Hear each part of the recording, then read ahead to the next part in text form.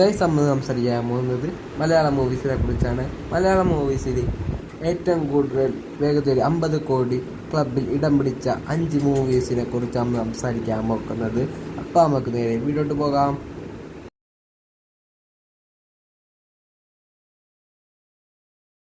ലിസ്റ്റിൽ 5ാമത്തെ സിനിമ എന്ന് വെച്ചാൽ 2018 മൂവിയാണ്. 2018 മൂവി 7 ദിവസം കൊണ്ടാണ് 50 കോടി ക്ലബിൽ ഇടം പിടിച്ചത്.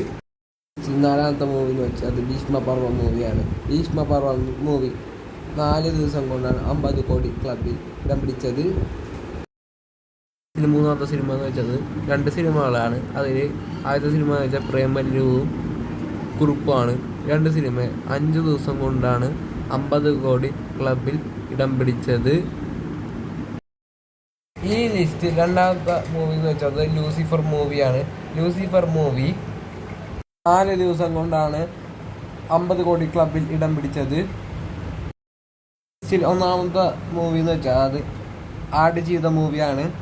4 ദിവസം കൊണ്ടാണ് ആടുജീവിതം മൂവി 50 കോടി ക്ലബിൽ ഇടം പിടിച്ചത്.